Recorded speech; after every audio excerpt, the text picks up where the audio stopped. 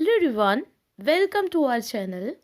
बात जब आती है दलित महिला या पिछड़े वर्ग की, तो उसमें से एक प्रमुख वर्ग उभर करके आता है महिलाएं, जो कि आज़ादी के इतने वर्षों के बाद भी अभी उनकी उन्नति उतने उस स्तर तक नहीं पहुंच पाई है जहां तक कि होना चाहिए था। अभी भी महिलाओं को बहुत सारी समस्याओं का सामना करना पड़ता है। तो इन्हीं सब के बारे में हम थोड़ा सा जानेंगे आज के लेक्चर में कि प्राचीन समय में महिलाओं की स्थिति कैसी थी, उसके बाद उनकी स्थिति में कैसे गिरावट आई और कैसे वर्तमान समय में उनकी क्या स्थिति है, क्या समस्याएं हैं और उस समस्याओं के निवारण के लिए क्या क्या प्रयास किए जा रहे हैं। तो देना करते हुए शुरू करते हैं आज की वीडियो। तो स्टार्ट करते हैं वैदिक काल से। वैदिक काल में महिलाओं को बहुत ही सम्माननीय स्थान दिया जाता था। उनको सम्मान की दृष्टि से देखा जाता था। माना जाता था कि वो देवी का रूप है, वो दुर्गा का रूप है, वो लक्ष्मी का रूप है, वो सरस्वती का रूप है। तो देवी के समान उनको सम्मान दिया जाता था। ऐसी कहावत प्रचलित थी कि यत्र नार्यन्ते पूज्यते रमन्ते तत्र देवता, मतलब जहाँ पर नारियों की पूजा होती है वहाँ पर देवताओं का वास होता है। तो इतना ज़्यादा सम्मान उनको दिया जाता था कि नारियों को सम्मान की दृष्टि से देखो। जिस घर में नारी को सम्मान प्राप्त नहीं होगा वहाँ पर कभी भी दैवत्व वास नहीं करेगा, उस घर का कभी कल्याण नहीं हो सकता। तो ये चीज़ थी। उनको शिक्षा भी दी जाती थी, शिक्षा प्राप्त करने का उनको पूरा अधिकार था। धार्मिक कार्यों में वो अर्धांगिनी मानी जाती थी। जब तक कोई भी यज्ञ या कोई भी कुछ भी धार्मिक कार्य होता था, यदि स्त्री उसमें भाग नहीं लेती थी तो वो अधूरा माना जाता था। तो धार्मिक कार्यों में पुरुषों के बराबर वो भाग लेती थी। तो सब चीज़ में उनको बराबरी का अधिकार था, देवी के समान उनकी पूजा होती थी। तो ये तो रहा वैदिक काल में। लेकिन फिर धीरे धीरे क्या हुआ कि वैदिक काल के बाद जिसको बोलते हैं उत्तर वैदिक काल या कह सकते हैं धर्मशास्त्र काल, जहाँ पर जो धर्म ग्रंथ यानी कि जैसे मनुस्मृति वगैरह हैं, तो इस तरीके के जब धर्म ग्रंथ आने प्रारंभ हुए तो धर्मशास्त्र काल 11वीं शताब्दी के बाद, तो 11वीं शताब्दी से फिर क्या हुआ कि स्त्रियों की स्थिति धीरे धीरे पतन की तरफ बढ़ने लगी। स्त्रियों को उतना ज़्यादा सम्मान नहीं दिया जाने लगा। धर्मशास्त्र काल में उनको माना गया कि वे अबला हैं। धर्म ग्रंथों में ये कहा गया कि वो अबला हैं और उनको स्वतंत्र होने योग्य ही नहीं है। वो नारी अबला है और नारी स्वतंत्र होने योग्य ही नहीं है। उसको एक तरीके की संपत्ति बना दिया गया। स्त्री को एक संपत्ति मान लिया गया। जिस तरीके से आप बचपन में पिता के घर रहोगे, आप युवा अवस्था में पति के घर रहोगे, वृद्ध हो गए तो आप अपने पुत्र के पास रहोगे। तो ऐसी व्यवस्था कर दी गई कि वो अबला है, उनमें कोई बल नहीं है, वो स्वतंत्र होने योग्य नहीं है, वो संपत्ति है। जैसे संपत्ति होती है तो तिजोरी में छुपा करके रखी जाती है, तो वैसे ही माना गया धर्मशास्त्र काल में कि स्त्रियां एक संपत्ति के समान हैं। तो उनको बिल्कुल सारे अधिकारों से वंचित कर दिया गया। उनको प्रॉपर्टी में भी कोई अधिकार नहीं दिया गया। मतलब जैसे पहले क्या होता था कि हर चीज़ में बराबरी का अधिकार, लेकिन अब यहाँ पर क्या हुआ कि प्रॉपर्टी में कोई अधिकार नहीं। महिलाओं को संपत्ति के अधिकार से वंचित कर दिया गया। उनको खुद एक संपत्ति मान लिया गया कि तुम पूरी जिंदगी किसी दूसरे पे ही डिपेंड रहोगी। तो यहाँ पर क्या हुआ कि जैसे कोई स्त्री विधवा हो गई तो विधवा पुनर्विवाह नहीं हो सकता, ऐसे ऐसे नियम बना दिए गए। विधवा अगर हो गई है तो उसको सती होना पड़ेगा, और जो स्त्री है तो उसका बचपन में ही विवाह कर दिया जाए तो उत्तम रहेगा। ऐसी ऐसी प्रथाएं, ऐसी ऐसी कुरीतियाँ इस समय के समाज में जन्म लेने लगी धर्मशास्त्र काल में। तो ये यहाँ से क्या हुआ, पतन स्त्रियों का प्रारंभ हुआ। यहाँ पर बहुत अच्छी स्थिति थी, धर्मशास्त्र काल में थोड़ा सा पतन प्रारंभ हुआ। उसके बाद जो अगला युग आया उसको कहते हैं मध्यकाल। इसको कहा जाता है स्त्रियों के लिए ये काले युग के समान था। 16वीं से 18वीं शताब्दी के मध्य में जब भारत में एक तरीके से मुगलों का शासन था, तो यहाँ पर क्या हुआ कि स्त्रियों के लिए काला युग क्यों कहा गया, क्योंकि स्त्रियों पर इतने ज़्यादा प्रतिबंध लगा दिए गए।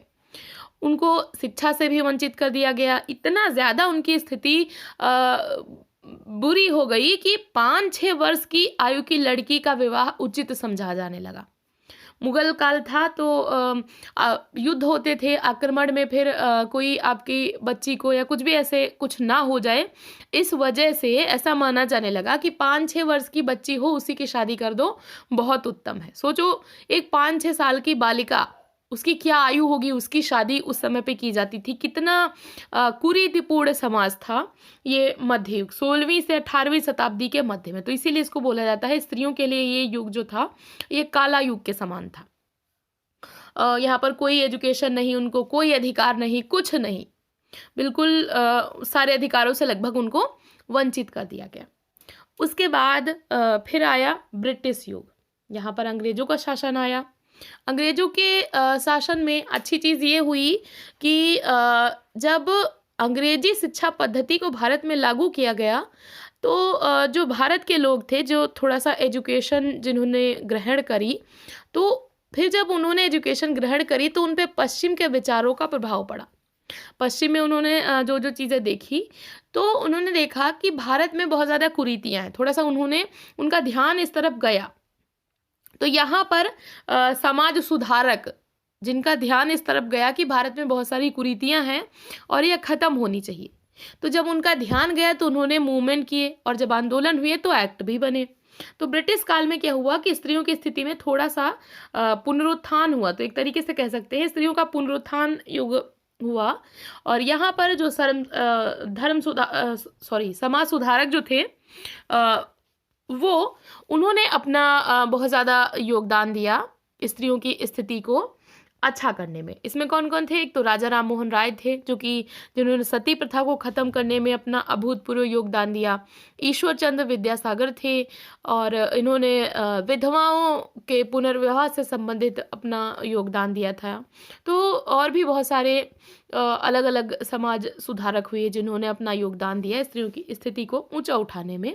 लेकिन कोई बहुत ज़्यादा अच्छी स्थिति इस युग में भी नहीं हो सकी, मतलब कुछ एक्ट बने और थोड़ा सा स्थिति कुछ बेहतर हुई, लेकिन बहुत ज़्यादा अच्छी स्थिति नहीं हो पाई ब्रिटिश काल में भी। फिर आया स्वतंत्रता प्राप्ति के बाद का काल, जब भारत आज़ाद हो गया। तो जब आज़ाद हो गया तब बहुत सारे सामाजिक विधान बने, सामाजिक विधान मतलब एक्ट। तो उसके परिणाम स्वरूप स्त्रियों की स्थिति में काफ़ी सुधार हुआ। उनको शिक्षा प्रदान की जाने लगी, उनकी साक्षरता दर बढ़ी। और कहते हैं ना कि जब एक स्त्री एजुकेटेड हो जाए तो समझो कि वो खुद ही अपने अधिकार खुद ही दूसरों से छीन लेगी या प्राप्त कर लेगी। तो जब एजुकेशन दी जाने लगी तो उनकी स्थिति में अपने आप से ही सुधार होने लगा, वो अपने अधिकारों के प्रति सोचने लगीं और थोड़ा सा आत्मनिर्भरता की तरफ स्त्रियां बढ़ने लगीं। तो ये सारी चीज़ें हुई।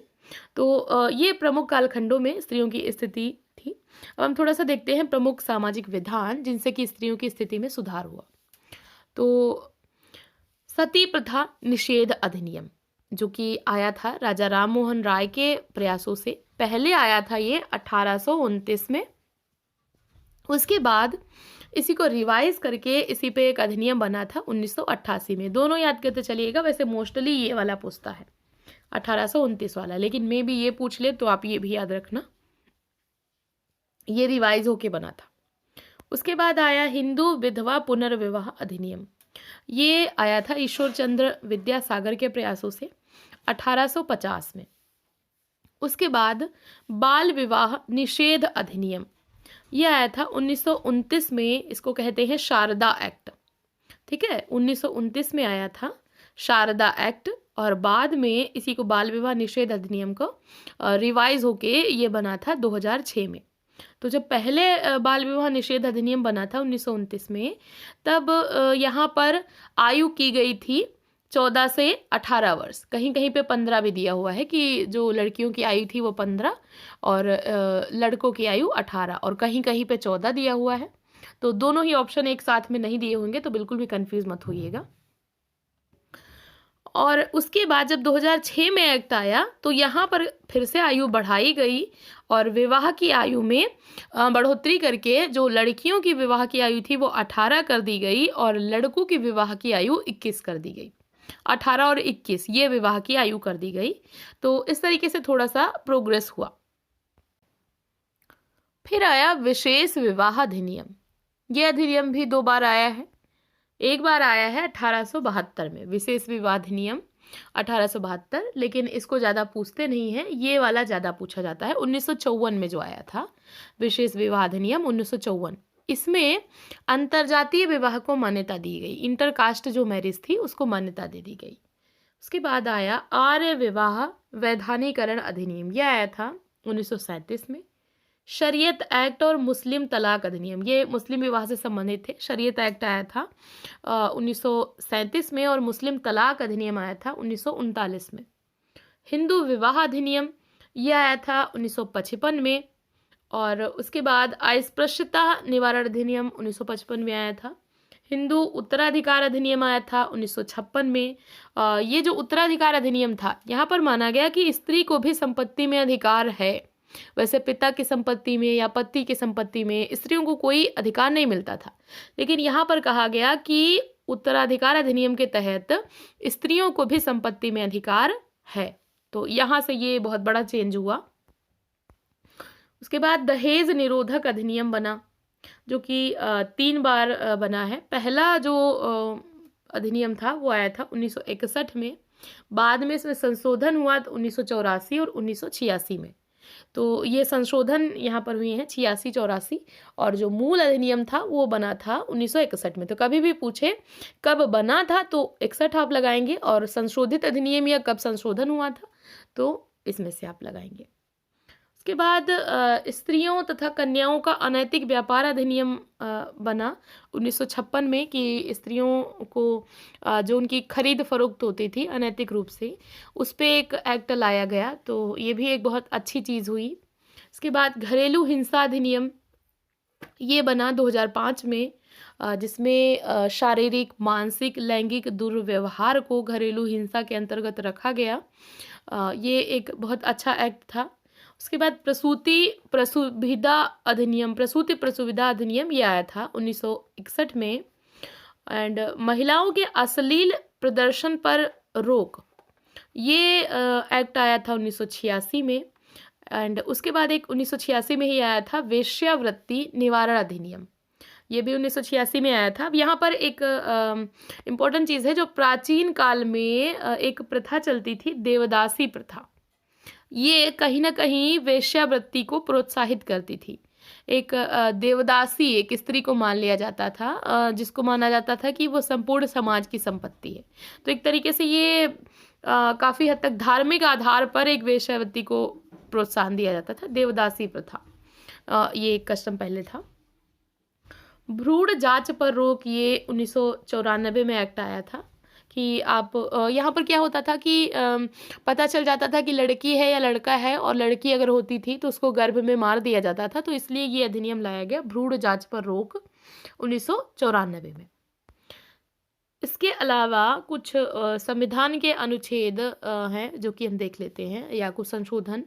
तो संविधान में 1992-93 में 73वां संविधान संशोधन और 74वां संविधान संशोधन। यहाँ पर 73वें में ग्राम पंचायतों में आरक्षण दिए गए, और 74वें संविधान संशोधन में नगर पालिकाओं में आरक्षण दिए गए। महिलाओं के लिए 33% स्थान आरक्षित किया गया। ठीक है, ये काफ़ी इंपॉर्टेंट है, ये भी याद रखिएगा। हिंदू नाबालिग तथा संरक्षकता अधिनियम, ये 1956 में आया। उसके बाद हिंदू दत्तक ग्रहण और भरण पोषण अधिनियम, ये भी 1956 में आया, क्योंकि पहले ऐसा कोई रूल था नहीं, और जो दत्तक संतान थी तो उसके लिए क्या कैसे होगा, इस पे कोई नियम नहीं थे। तो फिर ये एक्ट आया, जिनको गोद लिया जाता है उनको बोलते हैं दत्तक संतान। और उसके बाद फिर काफ़ी सारे चेंजेस हुए इन सामाजिक प्रावधानों या सामाजिक विधानों के परिणाम स्वरूप, काफ़ी चेंजेस हुए हैं। तो वर्तमान में अगर हम देखें तो वर्तमान में स्त्रियों की स्थिति में काफ़ी सुधार हुआ है। स्त्री साक्षरता काफ़ी बढ़ी है, अभी 65.46% हो गई है स्त्री साक्षरता दर। जो पुरुष साक्षरता दर है वो है 84 पॉइंट समथिंग लगभग, और जो स्त्री साक्षरता दर है, ये 2011 के अकॉर्डिंग मैं बता रही हूँ, वो है 65.46%। ये अभी देखा गया है कि आर्थिक रूप से काफ़ी आत्मनिर्भर हो गई हैं स्त्रियां, कुछ ना कुछ वो खुद से कर रही हैं। अगर आप ध्यान से देखें तो आजकल स्त्रियां हर क्षेत्र में कुछ ना कुछ कर रही हैं, वो दूसरों पर ज़्यादा डिपेंड नहीं रही हैं, अपने पैरों पे खड़ी हैं, क्योंकि एजुकेशन प्राप्त कर चुकी हैं, तो जॉब भी कर रही हैं या खुद का कोई व्यवसाय कर रही हैं। स्त्रियाँ उद्यमी भी बन रही हैं, जो महिला उद्यमिता की बात की जाती है। उद्यमिता मतलब कोई खुद का उद्योग धंधा कुछ भी करना। तो इसमें भी महिलाएं आगे आ रही हैं। एक रिपोर्ट आई है जेंडर गैप रिपोर्ट 2020। इसके अकॉर्डिंग 82% पुरुषों की तुलना में 24% महिलाएं कामकाजी हैं। वैसे अभी इसकी दर काफ़ी कम है, मतलब जो पुरुष हैं वो मान लो 100 में से 82 कामकाजी हैं और जो महिलाएं हैं वो 100 में से 24 ही काम कर रही हैं। तो दर काफ़ी कम है, लेकिन फिर भी हम कह सकते हैं कि एक एक इनिशिएटिव, एक अच्छा प्रयास हो रहा है और आगे भविष्य में इसके अच्छे परिणाम देखने को मिलेंगे, मतलब धीरे धीरे सुधार आएगा। इसमें से जो ये 24% है, इसमें से 14% महिलाएं नेतृत्वकारी भूमिका निभा रही। नेतृत्वकारी भूमिका मतलब जैसे कोई कंपनी है उसमें मेन जो होता है वो महिलाओं के हाथ में, या कोई भी चीज़ है तो मेन जो लीड वो कौन करेगा। तो ऐसा सिर्फ 14% महिलाएं ही कर रही हैं। जो ये इंडेक्स आया था जेंडर गैप रिपोर्ट 2020, ये जो इंडेक्स आया था इसमें जो भारत का स्थान है वो 136वां है। ठीक है, ये थोड़ा सा करंट का फैक्ट था जो मुझे लगा कि इम्पोर्टेंट है, तो मैंने यहाँ पर इंक्लूड कर दिया। इसके अलावा कुछ और डेटा है, जैसे अंतर्राष्ट्रीय महिला वर्ष, ये 1975 में मनाया गया। 1990 के दशक को मनाया गया बालिका दशक, सार्क देशों में इसको मनाया गया।